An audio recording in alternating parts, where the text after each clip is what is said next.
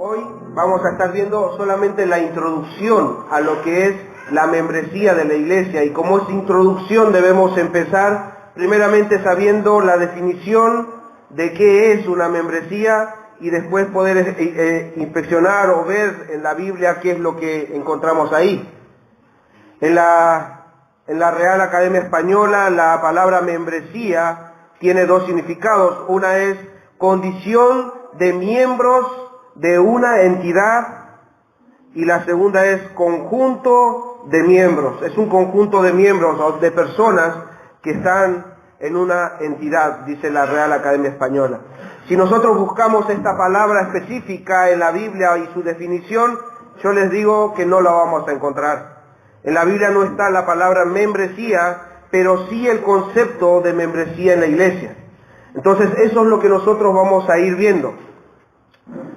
En esta introducción que vamos a tener hoy veremos un resumen de lo que ha sido la iglesia cristiana, su historia, sus inicios y su propagación. Desde hoy en adelante hasta algunos domingos más vamos a estar viendo la importancia de la iglesia y su membresía. Por ahí algunos pueden pensar, ¿realmente es necesario saber de esto? ¿Es importante como para tomar domingos y poder ver este asunto sobre la membresía? Y yo creo que si la Biblia habla sobre este tema, es suficiente razón por la cual nosotros debemos tocar ese tema y poder hablarles del tema. ¿Sí? Así que si está plasmada en la Biblia es importante es importante para poder prestar atención. También al investigar sobre este tema, al estudiar sobre este tema, muchos hermanos fieles también piensan que es importante que los cristianos aprendan sobre este tema. Y estos hermanos han escrito libros, tienen materiales escritos por ellos, guiados por el Señor y por su palabra, y muchos también han enseñado sobre este tema en sus congregaciones. Y ellos piensan que la membresía de la iglesia es una de las marcas importantes, es una marca de una iglesia saludable. Entonces ahí tenemos otra razón para tomar en cuenta este tema. Es una marca, y si nosotros queremos crecer como una iglesia saludable, debemos tocar también este tema.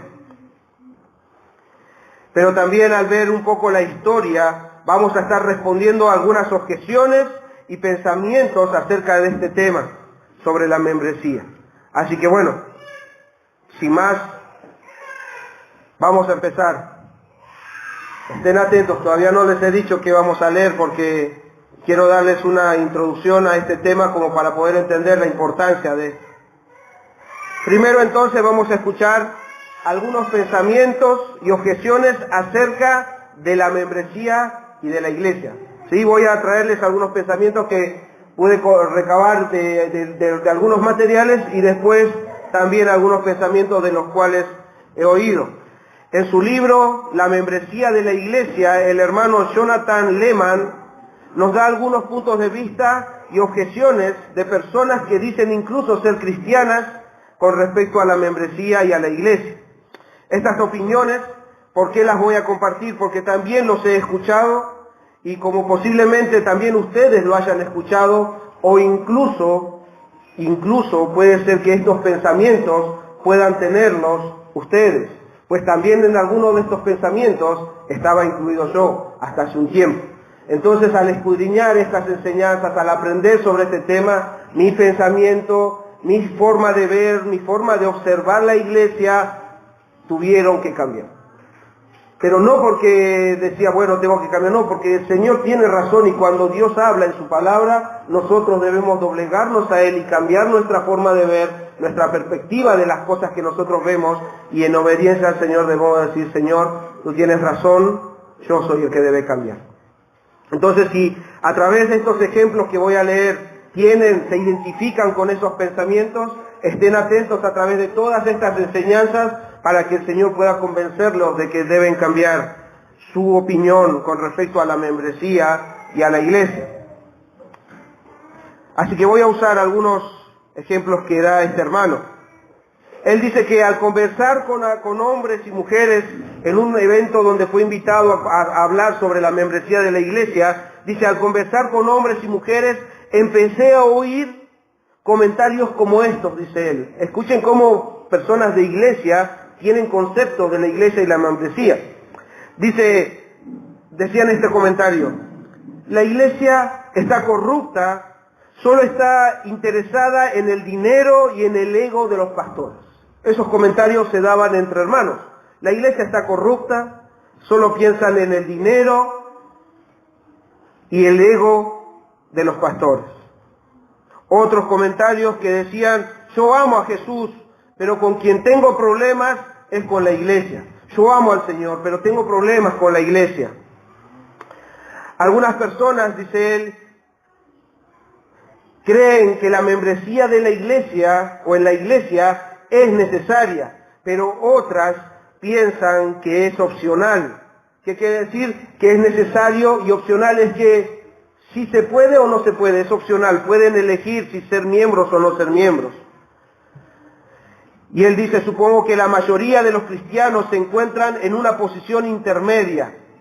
Tienen una débil noción de que los cristianos deberían de comprometerse con la iglesia local, pero también dirán que no es la cosa más importante del mundo y que por lo tanto no deberíamos convertirlo en un asunto de tanta importancia.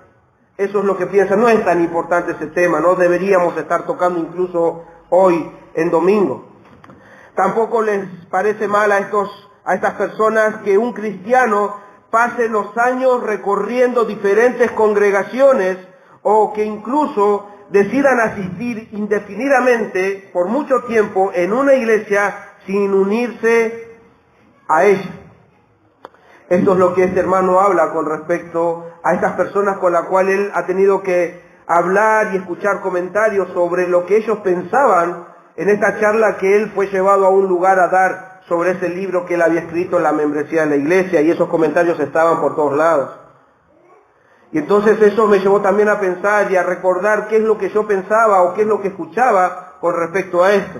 Y voy a traer estos pensamientos que escuchaba e incluso yo los tenía. Entonces digo, otros piensan y dicen esto: el Señor me salvó, yo creí en Él, y eso es verdad. Y piensan y dicen: eso es suficiente, eso es todo, no tengo que unirme a una iglesia por eso. Por haber creído no es necesario, yo no creo que sea necesario unirme a una iglesia. Yo ya creí en el Señor, Él me salvó y con eso es suficiente. Otros dicen: yo soy cristiano, pero no voy a la iglesia, o algunas veces puede ser que vaya, pero lo más importante es nuestra relación con Jesús. Yo no voy a la iglesia, o cada tanto voy, pero lo más importante, y esto hasta dan importantes razones, ¿no? Lo más importante es nuestra relación con Jesús, ¿o no? Sí, lo más importante. Entonces te convencen de que no hace falta ir a la iglesia.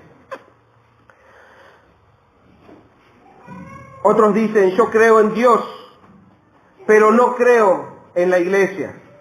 No creo que sea necesario ir a una iglesia, pues Dios está en todos lados. Así que no hace falta ir a una iglesia. Y también parte de verdad es que Dios está en todos lados, pero debemos pensar si ese pensamiento de no hace falta unirse a la iglesia es correcto. Muchos de estos pensamientos están fundados, debemos pensar también en esto, muchos de estos pensamientos que acabamos de dar están fundados en malas experiencias que tuvieron estas personas en algunas congregaciones, o por los malos testimonios dados por los que decimos ser cristianos. Ellos ven esos malos testimonios, entonces fundan sus pensamientos en esto. ¿Para qué voy a ir a la iglesia? Si para terminar como este que fue a la iglesia, no, mejor no. No hace falta ir a la iglesia. Entonces, a través de ver a estos que dicen ser cristianos, incluso nos ven a nosotros y van a ver malos testimonios en nosotros, ellos va a hacer que esas personas que ven a estos cristianos formulen estos pensamientos. Entonces debemos tener cuidado en esto. Pero estas personas que opinan así, e incluso por ahí ustedes han tenido malas experiencias en iglesias o en congregaciones, que pueden ser producto de que ahora estén ahí de, no sé si comprometerme nuevamente con la iglesia. Entonces debemos estar atentos. debemos estar atentos. Pero también debo decir que estos pensamientos de estas personas son porque ignoran lo que la palabra de Dios habla sobre este tema.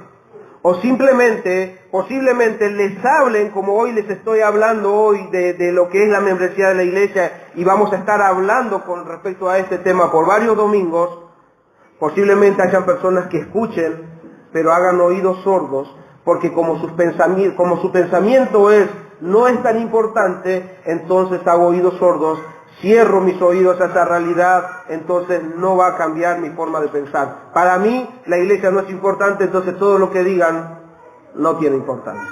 Espero que Dios ponga en nosotros un deseo de aprender, espero que el Espíritu Santo nos convenza y nos ponga un espíritu humilde, enseñable, y que la palabra de Dios sea quien los convenza a cada uno de nosotros y a ustedes, así como lo ha hecho conmigo.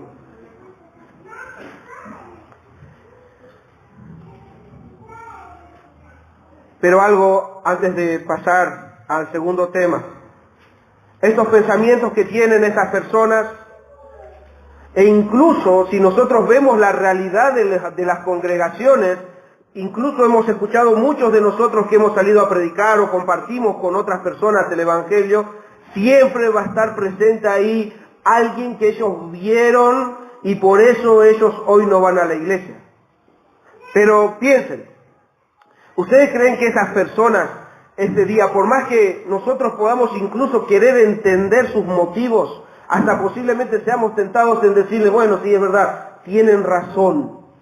Somos tentados a decirle, tienen razón en no ir a una iglesia. Pero piensan ustedes que cuando se presenten delante de Jesús, Jesús puede entender sus excusas, sus justificativos. ¿Creen ustedes que Jesús va a entender de decir, bueno, está bien, yo sé que la pasaste mal ahí, por eso no te comprometiste con la iglesia? ¿Ustedes creen que Jesús va a entender eso?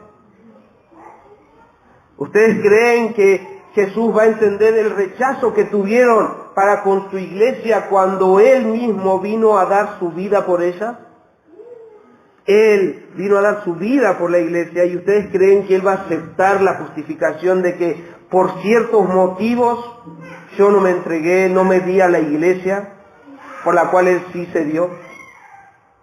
Debemos pensar y escudriñar eso. ¿Realmente podremos un día, si pensamos de esta manera como piensan estas otras personas, que el Señor un día puede justificarnos por esto, como diciendo, está bien, yo te entiendo que fue así? Entonces, para ver un poco lo que Dios enseña con respecto a este tema, lo que Jesús piensa con respecto a este tema, y nosotros podamos empezar a ver la importancia de esto, vamos a ir y vamos a escudriñar ahora como segundo tema, vamos a ver en resumen, un resumen histórico de lo que ha sido la iglesia y sus miembros. Y vamos a ver si estos pensamientos que acabo de leer están plasmados en la Biblia. Vamos a ver si esos pensamientos son aceptables o no en la Biblia. Entonces debemos preguntando, ¿qué dice la Biblia con respecto a este tema, la iglesia y sus miembros? Entonces ya hemos visto y han escuchado opiniones de muchas personas, pensamientos y oposiciones incluso a lo que es la iglesia y sus miembros. Pero ahora vamos a ver lo que la Biblia habla con respecto a este tema. Así que ahora sí, después de haber dado pensamientos humanos, vamos a ver lo que la Biblia enseña y lo que Dios dice con respecto a este tema. Hoy vamos a tener lecturas extensas, así que estén atentos, no se duerman, presten atención, porque es muy importante conocer un poco de la historia. Es muy larga la historia, pero he tratado de resumirlo para que entre en un sermón. Vamos a ver primero sobre la iglesia, la historia de la iglesia. Y ahora sí les pido que abran sus Biblias en Mateo 16, capítulo 16, para ver un poco la historia de lo que ha sido la iglesia y lo que es la iglesia. Mateo capítulo 16, voy a leer a partir del versículo 13. Y acá vamos a poder observar cómo Cristo va a hacer mención de la iglesia. Vamos a leer a partir del versículo 13. Dice: viniendo Jesús a la región de Cesarea de Filipo, preguntó a sus discípulos diciendo: ¿quién dicen los hombres que es el Hijo del Hombre? Ellos dijeron: unos Juan el Bautista, otros Elías y otros Jeremías o alguno de los profetas. Y él les dijo: ¿y vosotros quién decís que soy yo? Respondiendo Simón Pedro dijo: tú eres el Cristo, el Hijo del Dios viviente. Entonces le respondió Jesús: bienaventurado, dichoso, feliz eres Simón, hijo de Jonás, porque no te lo reveló carne ni sangre, sino mi Padre que está en los cielos. Eso es lo que él había testificado en ese momento: tú eres el Cristo, el Hijo del Dios viviente. No es algo que podía haber salido de un humano, sino haber sido revelado por parte de Dios, dice ahí. No hay forma de que vos puedas declarar eso, si no es que Dios, mi Padre, te lo hubiese dado a declarar. Entonces, y también te digo que tú eres Pedro, y sobre esta roca edificaré mi iglesia, y las puertas del Hades no prevalecerán contra ella. Jesús iba a edificar su iglesia en esa declaración de Pedro de que Cristo era el Mesías, él era el Cristo. Entonces sobre esa roca, sobre ese fundamento, iba a edificar su iglesia. Pero lo iba a edificar de una forma donde no se vean, no. Pedro y los apóstoles iban a ser usados para esa obra. Entonces Jesús dice: sobre esta roca edificaré mi iglesia. Y acá debo hacer una aclaración para que todos empecemos a ver un poco más cuando en la Biblia escuchamos o leemos con respecto a la iglesia. En la Biblia se habla en dos sentidos cuando habla de iglesia. Ahí vimos uno, por ejemplo: sobre esta roca edificaré mi iglesia. Y en este sector está haciendo referencia a lo que se conoce como la iglesia universal. ¿Qué quiere decir esto? No malentiendan. No estoy hablando de la iglesia brasilera, ¿sí? Estoy hablando de la iglesia universal, de aquella iglesia que a través de los tiempos y en distintos lugares han creído en el Señor Jesucristo. La iglesia en todos los tiempos, la iglesia en general en todo el mundo. A eso hace referencia ese pasaje donde dice: y yo edificaré mi iglesia. La iglesia general en todo el mundo. No lo busquen, yo lo voy a leer. Otra referencia a la iglesia universal lo podemos encontrar en Efesios 5:25, para que vayan entendiendo un poco la diferencia, porque hay dos formas de hablar de la iglesia. Esa es la iglesia universal. En 5:25 de Efesios dice: maridos, amad a vuestras mujeres, así como Cristo amó a la iglesia y se entregó a sí mismo por ella. Amó a la iglesia, y esa iglesia es una iglesia en general. Él amó a todos los creyentes, a toda la iglesia, a que es una en todo el mundo. Entonces hace referencia a la iglesia universal. Pero la segunda referencia que encontramos en la Biblia cuando habla de iglesia es a una iglesia local, o sea, a creyentes que se reúnen en un lugar específico con personas específicas. Y vamos a ver a través de todo esto, por eso hago esta aclaración, a través de todas estas enseñanzas vamos a estar haciendo mención a la iglesia universal y a la iglesia local, pero en sí solamente es una iglesia. La iglesia en general a través del mundo y la iglesia local es en un lugar específico. Por eso hice esta aclaración para poder continuar con el resumen. Entonces, Jesús dice esa declaración: yo edificaré mi iglesia, sobre ese testimonio que Pedro había dado. Entonces todos nosotros debemos saber que en sus 3 años de ministerio, Cristo estaba preparando a sus discípulos para una obra donde Cristo, como decía ahí, sería la piedra principal. Pero saben que los discípulos estaban siendo preparados, pero ellos todavía no tenían conciencia de la obra que los esperaba. Ellos estaban siendo preparados por Jesús, pero ellos todavía ignoraban dicha obra. Entonces, si Cristo es la piedra principal, ellos serían las columnas de la iglesia, lo que son, donde se edificaría toda la iglesia.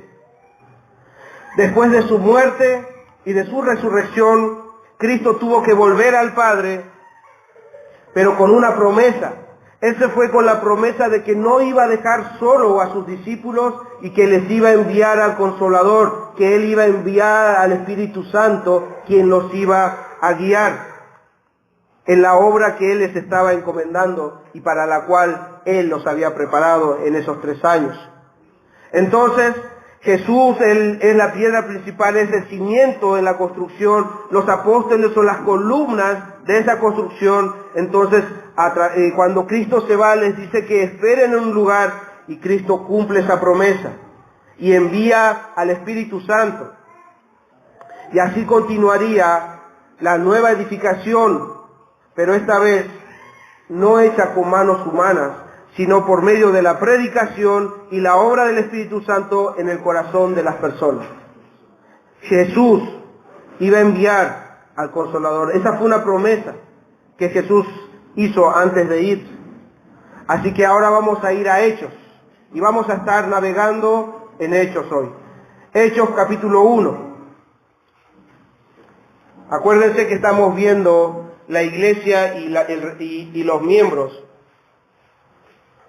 Ya hemos visto la iglesia, cómo fue que Jesús dijo que Él iba a edificar su iglesia. Hemos visto que Él es la piedra principal, los apóstoles iban a ser las columnas en la cual se iba a edificar la iglesia de Cristo. Vamos a ver entonces ahora la iglesia y el registro de sus miembros, de aquellos que se iban uniendo a la iglesia que Cristo iba a edificar. Hechos. Voy a empezar a leer, voy a ir leyendo, déjenlo abierto en Hechos, voy a ir leyendo varios versículos en este sector para que podamos ir viendo la importancia de esto. Hechos 1:12.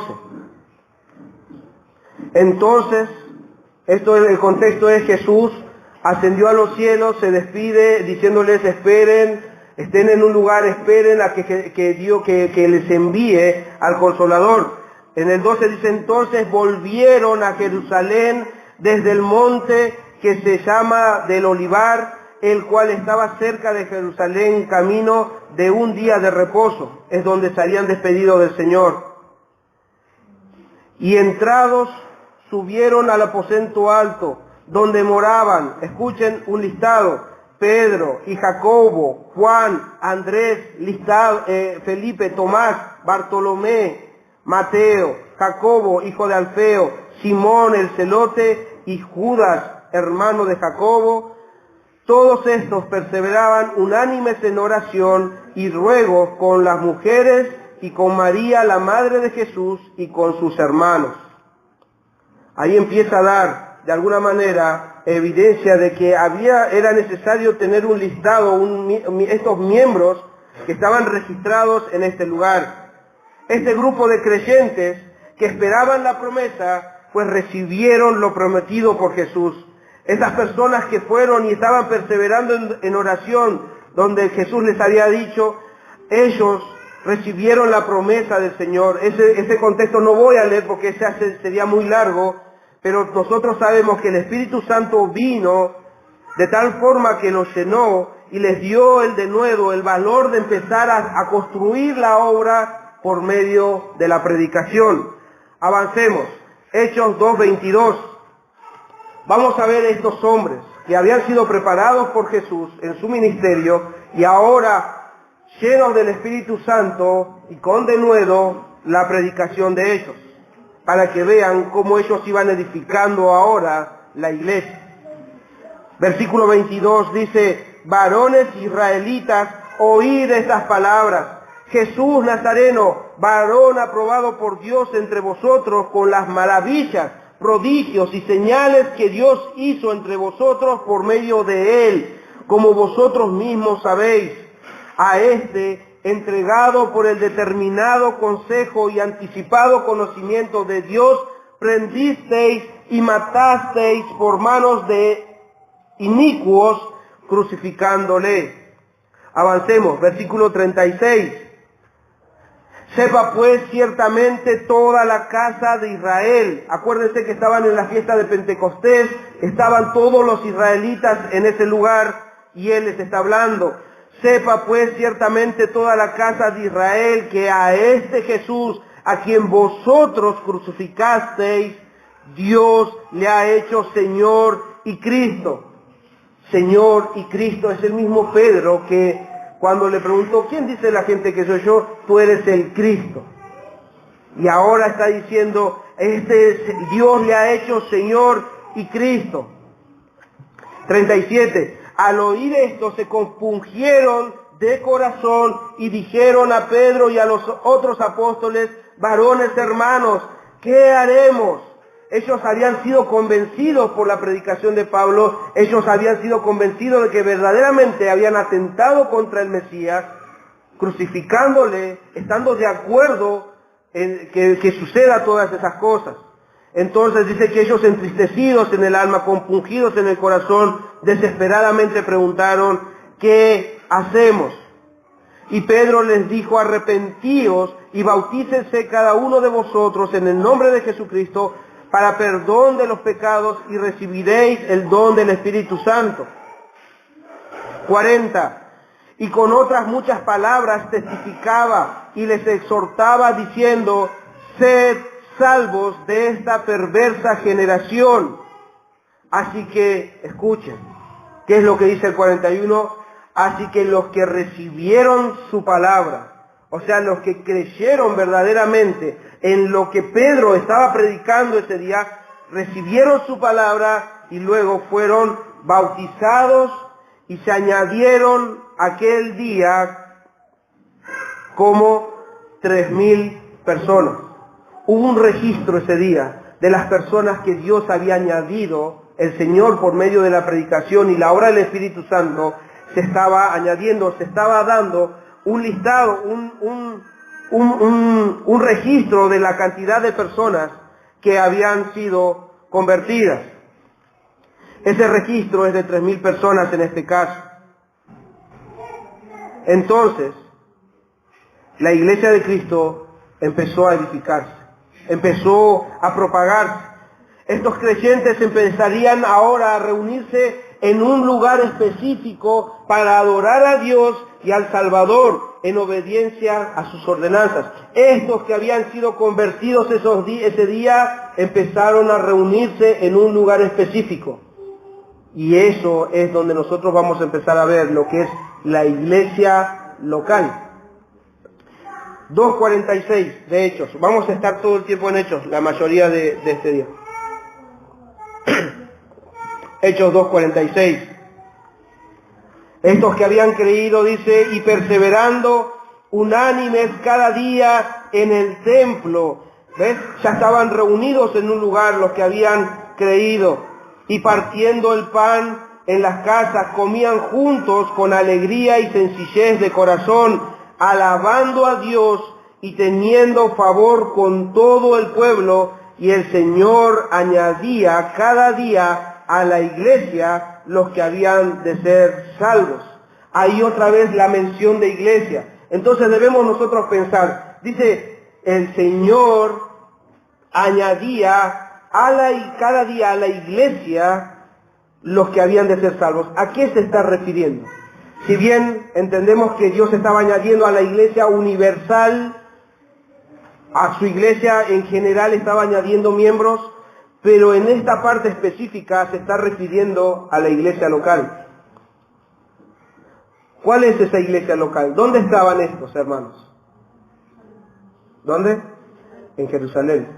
Acuérdense que en el versículo 1:12 decía, entonces volvieron a Jerusalén, donde ellos estaban orando al Señor. En Jerusalén es donde reciben el Espíritu Santo y es donde están predicando los apóstoles, y ahí en Jerusalén es donde Dios estaba añadiendo a la iglesia los que eran y los que habían de ser salvos. O sea que a la iglesia, a la membresía, a lo que era la iglesia en Jerusalén, se le estaban añadiendo miembros. Y ustedes saben por los relatos que cada uno de los que estaban ahí no tenía nada, las cosas todas las cosas las tenían en común, nada la tenían como propio. Ahora empezaban a compartir unidos, unánimes, en todas las enseñanzas que los apóstoles les daban. Pero los discípulos continuaron predicando a Cristo crucificado y resucitado.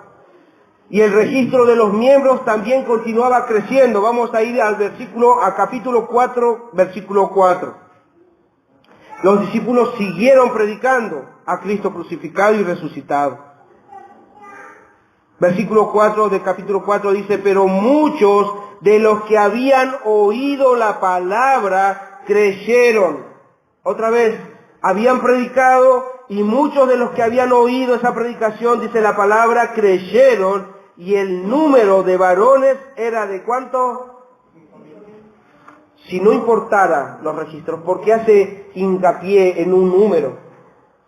No iba a nombrar a los 5.000, pero había un registro de quienes habían sido parte de esta iglesia. Y dice que la iglesia iba creciendo. Entonces ya de los 3.000 ahora pasaron a 5.000. Y ahí vemos otra vez un registro de los miembros que estaban añadiéndose a la membresía en la iglesia en Jerusalén. Pero parte de la historia que también debemos contar y saber es que esta obra que Dios había empezado por medio del Espíritu Santo en los discípulos y en estos creyentes nuevos no fue fácil. Hubo mucha oposición y persecución con el fin de frenar dicha obra. Que querían frenar esa obra, que no se continúe. Entonces, ¿qué iban a hacer? Intentar callar esa predicación de Cristo. Así incluso llegaron a matar a Esteban. Esteban fue apedreado por estar predicando a Cristo. Después de esto, los cristianos, después de este asesinato, después de haber matado a Esteban, los cristianos de Jerusalén fueron esparcidos, o sea, separados de sus hermanos, pero la obra continuaría en otras partes. Vamos a Hechos 8. Hechos 8, capítulo 8, versículo 3. Ahí vemos a un perseguidor también. Dice así: y Saulo asolaba la iglesia. ¿A qué iglesia se está refiriendo? A esa iglesia en Jerusalén, que estaba siendo levantada, que estaba siendo instituida en ese lugar. Entonces, dice que Saulo asolaba la iglesia, y entrando casa por casa, arrastraba a los hombres y a mujeres, y los entregaba en la cárcel. Versículo 4. Pero los que fueron esparcidos, hermanos, escuchen, no es que solamente se fueron y escaparon de esa persecución que este salvaje Saulo estaba cometiendo con la iglesia.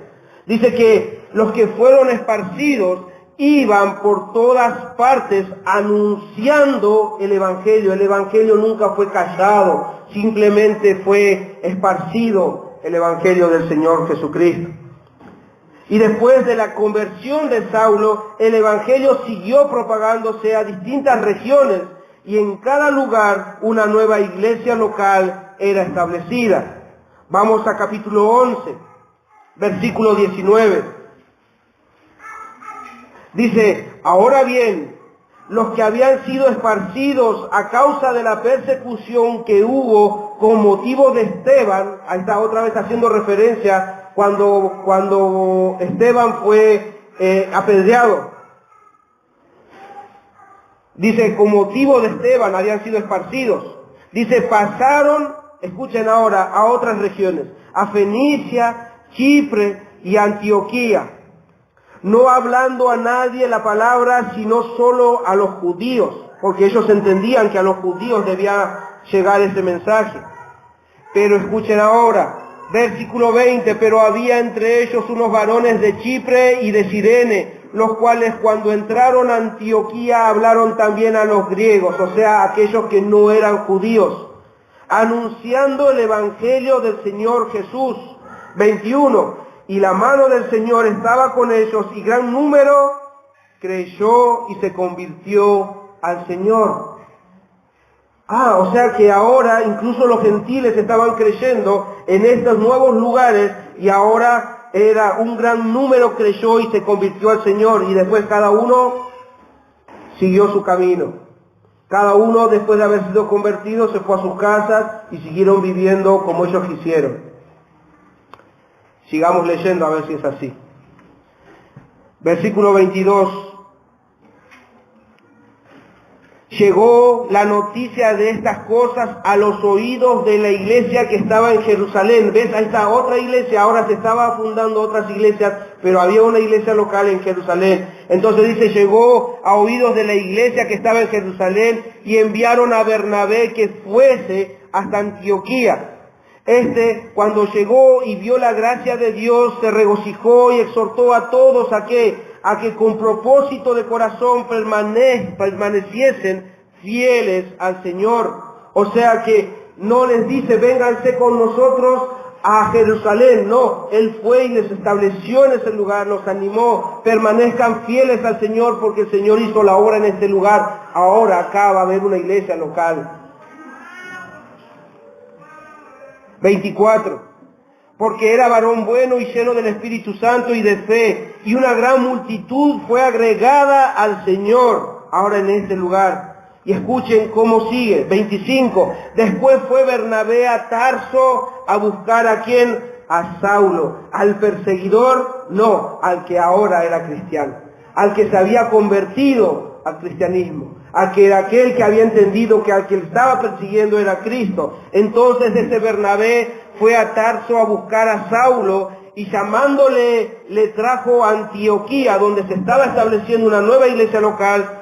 Y dice en el 26, y se congregaron allí todo un año con la iglesia. Ahí está otra vez, la iglesia. ¿Cómo la iglesia? ¿No estaba en Jerusalén la iglesia? No, ahora estaba también en Antioquía.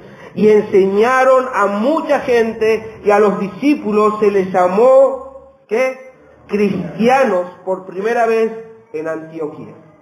Por primera vez se les llamó. De ellos nos dijeron, nosotros somos cristianos. La gente al ver su conversión, al ver la obra de Cristo, al ver la obra del Espíritu Santo en la transformación de estas personas, ellos empezaron a decir, ¡fua! Estos verdaderamente son cristianos. La iglesia empezó a ser visible. La iglesia se empezó a ver. Una edificación, hermanos, cuando empieza una edificación, cuando están en los cimientos, posiblemente no se vea, pero cuando empieza a salir, a surgir, la edificación se empieza a ver. Y ahora estamos viendo la edificación de esa iglesia que Cristo había dicho, yo estableceré, yo haré mi iglesia. Y Él lo está haciendo, ahora en distintas regiones. Podríamos seguir, pero en resumen debemos entender esto. La iglesia que Cristo edificaría había empezado y se propagaba por todo el mundo por la dispersión y por los viajes inclusive de los discípulos, estableciendo iglesias locales en cada lugar que iban.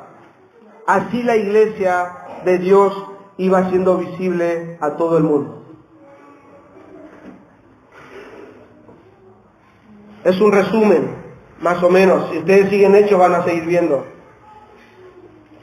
la obra del Espíritu Santo en la edificación de la iglesia que Cristo iba a hacer.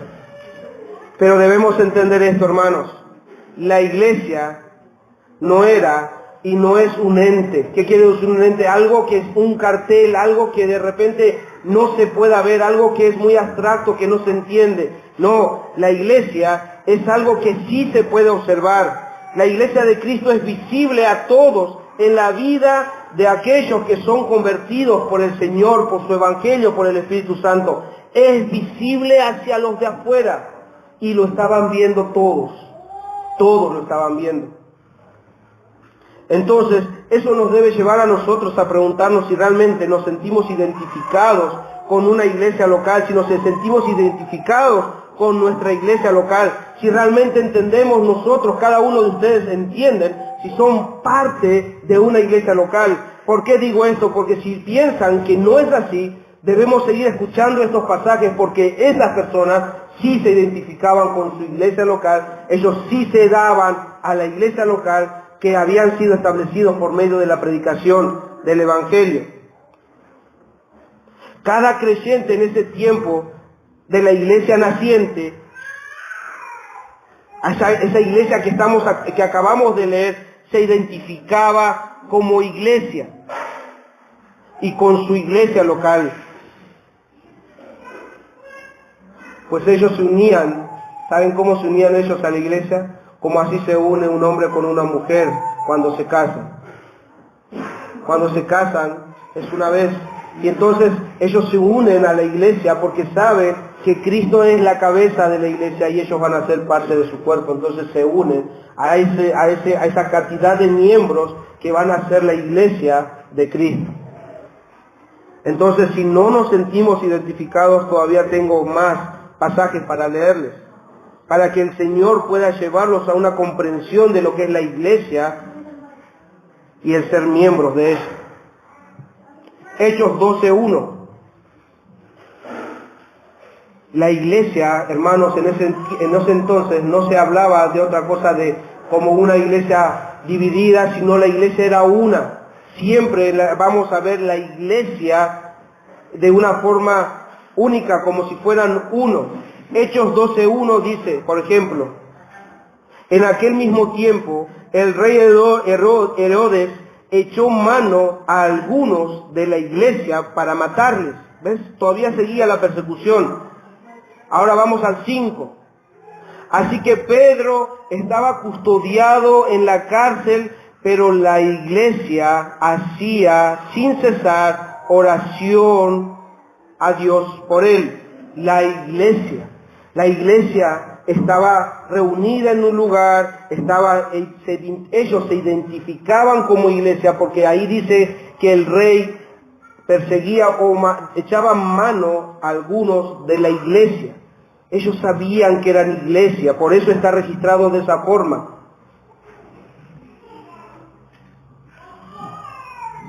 Hermanos, ellos eran iglesia. No se podían separar de esa realidad. No se podían sacar de encima como nosotros nos sacaríamos la ropa. Nos sacamos la ropa y nos despojamos de eso. Ellos no podían sacarse de encima esa realidad de que eran iglesia. Ellos entendían que la iglesia, el ser iglesia era parte de ellos. No se podían dividir, no se podían sacar de encima eso. Era su identidad. Por eso incluso morían, como dice ahí, echaban mano para matarles. Ellos morían sabiendo que eran parte de la iglesia. Ellos eran iglesia. Y ahí morían. Capítulo 14, 26. Vamos a ver cómo la Biblia habla realmente de aquellos que se identificaban y eran iglesia. A partir del versículo 26 del 14 dice, de allí navegaron a Antioquía, desde donde habían sido encomendados a la gracia de Dios para la obra que habían cumplido, y habiendo llegado y reunido a la iglesia, otra vez reunieron a la iglesia, refirieron cuántas grandes cosas había hecho Dios con ellos y cómo había abierto las puertas de la fe a los gentiles. ¿De qué está hablando? De la iglesia de Antioquía, aquella iglesia que se habían convertido, y ahora estos hermanos estaban volviendo a dar testimonio de lo que Dios había hecho en medio de ellos. Estos pasajes realmente son sorprendentes porque habla de creyentes como iglesia. No está hablando de personas individuales, está hablando de esos creyentes como iglesia. Los miembros en estos lugares específicos eran denominados iglesia. Iglesia. Capítulo 15, versículo 3. Ellos pues, habiendo sido encaminados, ¿por quién? Por la iglesia. Pasaron por Fenicia y Samaria, contando la conversión de los gentiles, y causaban gran gozo a todos los hermanos. Y llegaron a Jerusalén, fueron recibidos ¿por quién? Por la iglesia. Y los apóstoles y los ancianos, y refirieron todas las cosas que Dios había hecho con ellos. La iglesia los había encomendado, la iglesia también los estaba recibiendo. La iglesia de un lugar los envía, la iglesia de otro lugar los recibe. la iglesia, los miembros de la iglesia eran considerados iglesia. Conclusión. Y espero que Dios, por medio de estos pasajes que acabamos de leer, Dios pueda darles una mejor comprensión de lo que es la iglesia y el haber sido, y lo que ellos entendían de ser parte, de ser miembros de esta iglesia, de esa iglesia que Dios estaba edificando. Como conclusión debemos decir que a la luz de tantos pasajes podemos concluir con esto. Todo aquel que se arrepiente de sus pecados y cree en la obra de Cristo viene a ser parte de la iglesia universal y es guiado por el Espíritu a unirse a una iglesia local, a ser miembro de ella para que la iglesia de Cristo sea visible en un lugar específico. El Señor es lo que hacía. Fueron dispersos y en lugares específicos tenía que haber como una embajada. En este lugar hay una embajada del reino celestial. ¿Y cuál es esta embajada? Los cristianos en esta iglesia local. Nosotros, hermanos, acá en Puerto Madryn, somos la embajada del reino de Dios. Somos embajadores de Cristo. Entonces nosotros vamos a ser visibles a los del mundo, a los de afuera, de que verdaderamente Cristo puede obrar en las personas. Un hermano dice, nadie recibe la salvación y luego se queda dando vueltas por ahí solitario pensando si va a unirse o no a una congregación. Considerar a Cristo como Señor significa unirse a la familia de Cristo. Es automático. Igual que ser adoptado significa que rápidamente te vas a encontrar sentado a la mesa comiendo con tu familia. Es así. Cuando alguien es adoptado, por más que todavía esté dudoso, debe tener la certeza de que a la noche, cuando los que lo adoptaron lo llamen, ven a la mesa porque ya eres parte de la familia de una forma automática por la adopción. Así también Cristo nos adoptó a la familia de Dios y somos parte de ella. Es por eso que un verdadero cristiano, un verdadero creyente, al unirse a una iglesia local, un verdadero cristiano no debe considerar el unirse a una iglesia local como una opción. Es un hecho, es una realidad que debe desear como estos hermanos en la antigüedad deseaban. Ellos se convertían y deseaban unirse. Ellos querían estar entre hermanos, ellos querían disfrutar de esa hermandad. Por eso incluso decían que todos los días estaban en el templo. Y nosotros a veces tenemos un fin de semana y nos cuesta venir a la comunión. Sugel Michelet, un pastor, comenta con respecto a este tema, dice, si alguien afirma ser un creyente y pertenecer a la Iglesia Universal del Señor, para tal persona no es una opción pertenecer a un cuerpo local y visible de creyentes en Cristo. No es una opción. Si eres creyente, no tienes esa opción de decir, ¿me uno o no me uno a la iglesia? No es una opción, es una realidad de que puedas pertenecer, dice el hermano, a un cuerpo local y visible de creyentes en Cristo. Y como te dije al principio, puede que la palabra membresía no aparezca en la Biblia, pero lo que hemos podido ver, que el concepto de miembro está en todas partes. Y lo hemos visto en esta mañana. Y si ustedes siguen leyendo Hechos, yo lo he resumido porque si no estaríamos hasta como Pablo, hasta la noche y hasta amanecida, y vais a hacer que algunos se duerman y se caigan y mueran. Así que, pero ellos disfrutaban de esa comunión, de estar, iban a un lugar, como decía Pablo ahí, y reunían a la iglesia. ¿Para qué? Para contarles, hermanos, miren la obra que el Señor está haciendo en este lugar, en aquel lugar. Así pasó con esta iglesia. Cuando nosotros nos empezamos a reunir como iglesia local en casa, Hermanos de Bahía Blanca venían y nos animaban. Hermanos, lo que Dios está haciendo en este lugar, lo está haciendo en aquel otro, y nos íbamos enterando de que la obra del Señor, por amor a su palabra, estaba siendo edificada en varios lugares. Y hoy pueden ustedes conocer en República Dominicana, en Chile, en Buenos Aires, en Rosario, en Tucumán. ¿Por qué? Porque de alguna manera nos han venido a nuestros oídos de que Dios estaba obrando en estos lugares. En Bahía Blanca, en tantos lugares Dios empezó a obrar y establecer iglesias saludables, iglesias locales, donde los miembros iban a ser visibles al mundo como cristianos. Entonces en la Biblia podemos ver verdaderamente un registro de quienes seguían y representaban a Jesús en estos lugares específicos y en sus iglesias específicas, en lugares específicos, mejor dicho, en sus iglesias locales.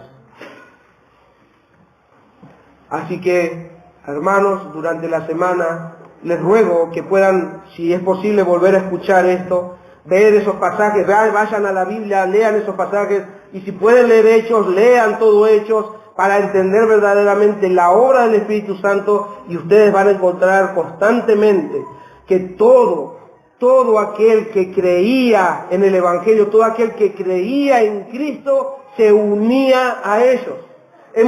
Cuando hemos visto la carta de Tesalonicenses, cuando Pablo llega a Tesalónica, dice que él predica en un lugar y los que oían, tanto hombres como mujeres, se le unían. No había opción. Era como llevar a un bebé a los brazos de la madre, necesitaba estar ahí.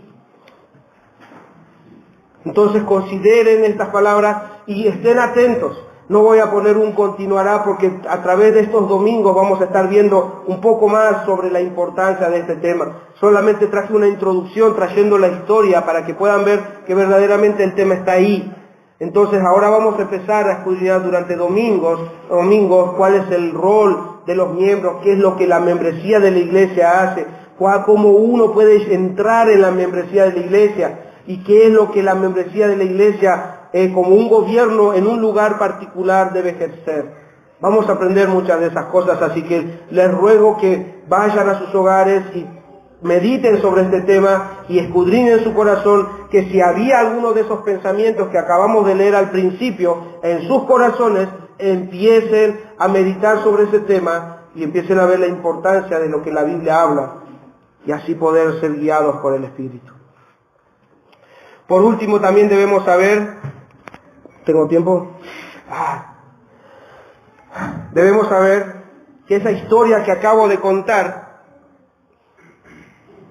en resumen de la Iglesia de Cristo, esa historia que empezó hace más de 2000 años con la persona de Cristo, Él iniciando su iglesia, todavía no ha terminado. La historia todavía no terminó. Él todavía sigue edificando su iglesia. Su iglesia todavía no está completa porque si estuviera ya el Señor hubiese venido. Entonces Él todavía continúa edificando su iglesia. ¿Qué quiere decir? ¿Cómo es que edificaba la iglesia en sus inicios? Por medio de la predicación del Evangelio, personas venían a la fe en Cristo y más miembros eran añadidos a la iglesia. Entonces la iglesia no está completa todavía, la iglesia de Cristo Universal todavía no se ha completado porque el Señor aún sigue enviando a mensajeros como en esta mañana a hablarles del Evangelio de Jesucristo para que se unan a la iglesia.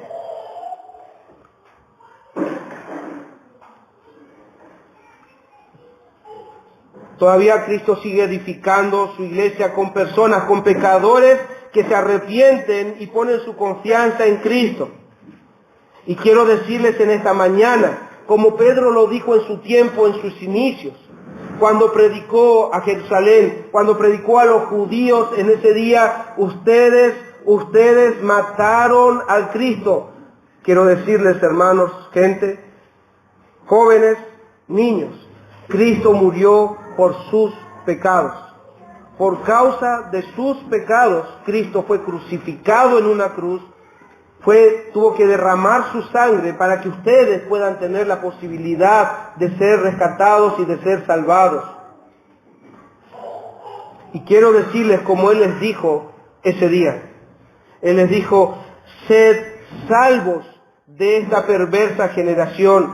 Chicos, sean salvos de esta perversa generación. La perversidad, aquellos que no quieren seguir a Dios, aquellos que no quieren creer en Dios, aquellos que resisten creer en Dios, no sean igual, sean salvos. Huyan de ese lugar de pensamiento que resiste que ustedes puedan confiar en Cristo. No sigan ese camino. Ese día 3.000 personas fueron añadidas, pero si hoy solamente uno, si así el Señor lo permite, pueda venir a Cristo en arrepentimiento y fe, la obra sería igual. Porque no se trata de cantidad, se trata de que los corazones sean convencidos de que son pecadores y que necesitan salvarse de esta generación perversa, necesitan ser salvados por Cristo Jesús. Necesitas reconocer que todo este tiempo, si no has creído en Jesús, estás pensando que vos podés vivir sin Él y no podés vivir sin Él, porque sin Él no hay vida. Solamente Cristo puede darnos vida eterna y hoy la está ofreciendo, así como lo ofreció ese día. Esa gente que estaba escuchando dijo, ay hermano, entonces ¿qué haremos? En sus corazones, en sus oídos pueda estar ese deseo de decir, uy, pero hermano Ale, entonces ¿qué hacemos? ¿Qué haremos para huir y ser salvos de esta perversa generación? ¿Qué puedo hacer? En sus corazones está ese deseo. Y yo sinceramente les puedo decir lo mismo que el Señor les dijo. Ese día Pedro les dijo, arrepiéntanse de sus pecados y crean en el Señor Jesucristo y serán salvos. Arrepiéntanse, sean salvos de esta perversa generación y la única forma es arrepintiéndose de sus pecados. Arrepiéntanse de haber rechazado a Cristo o de estar rechazando a Cristo, porque solamente Cristo puede darles vida eterna. Yo soy el camino, yo soy la verdad, yo soy la vida, nadie llegará al Padre si no es por mí. No tienes vida si no estás con Cristo. No tienes vida si no estás con Cristo. Que eso te quede claro. Piensas que estás vivo, piensas que estás viva, piensas que por ahí, que lata tu corazón hace que sientas que estás vivo, pero por dentro estás muerto. Por dentro estás muerto. Y el único que puede darte vida es Cristo. Y Él quiere hacerlo. Por eso incluso nos pone en este lugar a decirles, en Él hay vida. Porque si Él no quisiera, Él callaría nuestra boca. En ese tiempo, los judíos le decían, oh maestro, dile a tus discípulos que callen. Si ellos callan, hasta las piedras van a hablar. ¿Por qué? Porque Cristo quiere la salvación de ustedes. Y si nosotros callamos, las piedras van a seguir anunciando que en Cristo hay salvación. Entonces no sean necios, no sean tercos, no sean duros, entréguense al Señor. Porque es el Señor que los está llamando. Es el Señor que quiere que sean parte de su iglesia. Que se puedan unir a esta iglesia universal y a esta iglesia local con amor, con fervor, con deseo de poder agradar a Dios en todo lo que hacen. Porque Él dio su vida por la iglesia. Él dio su vida. Él no la despreció. Él vino a servir a pecadores. Él vino a dar su vida, a estar entre nosotros como pecadores. Yo soy un pecador. Y si no te consideras un pecador, te quiero decir, eres un pecador y necesitas la salvación del Señor. Entonces, si eres un pecador, ¿qué esperas para venir a Cristo en arrepentimiento y fe? Él solamente puede darte vida eterna. Porque fuera de Él, la Biblia dice, no hay otro nombre dado a los hombres en el cual podamos ser salvos. Ese nombre es solamente Cristo. Solamente Cristo. Consideren estas palabras. No son simplemente algo que tengo que decir. Es el deseo que Dios pone en nuestro corazón de anunciarles todo el tiempo que en Cristo hay salvación.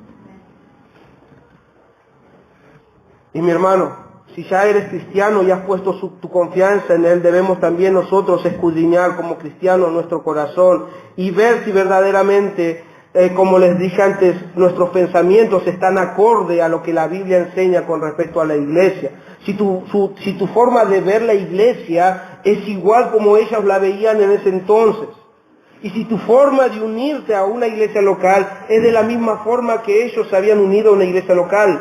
Y si no es así, si todavía no estás identificado con la iglesia local, de tal forma que no eres capaz de dar tu vida por la iglesia, ahí debemos ir. Porque Pedro, cuando leía al hermano Bruno hoy, yo creo que él todavía no se sentía identificado. Porque cuando le dice, tú eres uno de ellos. No, yo no soy uno de ellos. Pero vos estabas con ellos, o sea, con ese grupito, vos estabas con ellos. No, yo ni los conozco. Y 3 veces, no solamente niega a Cristo, sino está negando a toda la familia en Cristo. Está negando a sus hermanos, dicen, ni los conozco.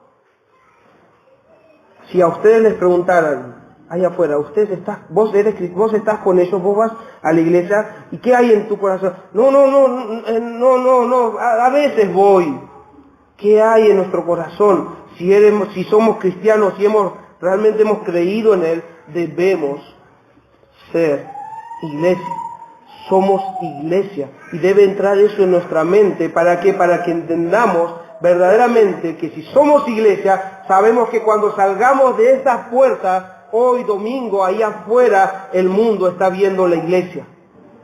Entonces eso te va a dar noción, te va a dar temor a Dios para decir qué es lo que estoy mostrando al mundo, si soy representante de Cristo, si soy un embajador de Cristo en la tierra, cómo lo estoy representando a mi Señor.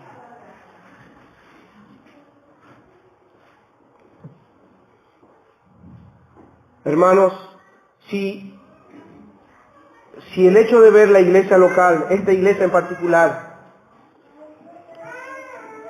y al ver nuestras imperfecciones, nuestras limitaciones, por ahí incluso nuestra falta de elocuencia al predicar, al hablar, y nuestra ignorancia, muchas cosas en la Biblia y todas esas cosas, hacen que vos no te quieras comprometer con la iglesia, y estés esperando, bueno, cuando ellos cambien, cuando la iglesia sea perfecta, ahí capaz yo me puedo unir de verdad. Si estás esperando a que la iglesia sea perfecta, te aseguro que estás esperando en vano. Porque mientras nosotros vivamos en esta tierra y mientras tengamos estos cuerpos imperfectos, la iglesia va a ser imperfecta. La iglesia va a ser imperfecta en nosotros. Si estás esperando que la iglesia sea perfecta, no va a pasar de este lado de la eternidad. En este tiempo no va a pasar. Pero debes saber algo. La iglesia, aún con sus defectos, aún con sus imperfecciones, sigue representando a Cristo. Aún cuando piensas que todavía tenemos debilidades, cuando todavía tenemos imperfecciones, la iglesia sigue representando a Cristo. ¿Saben por qué? Porque Cristo sigue obrando. Porque Él derramó su sangre, como les dije al principio, y en Efesios dice, ¿para qué? Para presentársela en el gran día a una novia, a una iglesia perfecta, sin arruga y sin defecto. Él va a seguir obrando, entonces no esperes la perfección. Él la va a ir perfeccionando en cada uno de nosotros. Él va a ir haciendo su obra, va a seguir edificando su iglesia, Él va a seguir viendo los detalles de nuestros corazones, sacando las imperfecciones, para que aquel día, en aquel gran día, la novia esté preparada para la gran boda. Y esto me hacía pensar, perdón que sea repetitivo, me hacía pensar, por ejemplo, en el edificio donde estoy trabajando, estamos a punto de entregar. Y en este a punto de entregar el edificio, es lo que nosotros estamos haciendo, es viendo los últimos detalles, reparando fisuras, estamos arreglando algunas cositas que se nos pasó, estamos viendo todo, estamos como que tratando de dejarlo, no creo que podamos, pero vamos a tratar de dejarlo de la mejor forma. ¿Para qué? Para que el propietario la reciba. Y eso me hacía pensar que Dios todavía sigue obrando en la iglesia, en esta iglesia imperfecta, en hombres imperfectos, dando los retoques, haciendo la pintura, preparándola para que cuando venga el propietario, esta iglesia que la iglesia pueda recibir. Porque en serio, hermanos, somos propiedad de Dios, le pertenecemos a Él, ya nuestra vida le pertenece a Él. Entonces Él va a ir haciendo los arreglos necesarios para que aquel día seamos transformados por completo y estemos en gloria con Él. Y el propietario vendrá y tomará su propiedad. Hermanos, Confiemos en Cristo. Él va a seguir haciéndolo, Él va a seguir obrando, y por eso incluso te animo a que medites sobre este tema, para que Él siga transformando tu forma de pensar, y para que vos puedas ver la iglesia como Él la vio, y como Él la concibe en su sede, en su interior, de tal forma que Él vino a dar su vida por ella. Entonces, si vamos a ser imitadores de Él, debemos también nosotros entregarnos, así como los apóstoles en la historia se entregaron por Cristo y por la iglesia.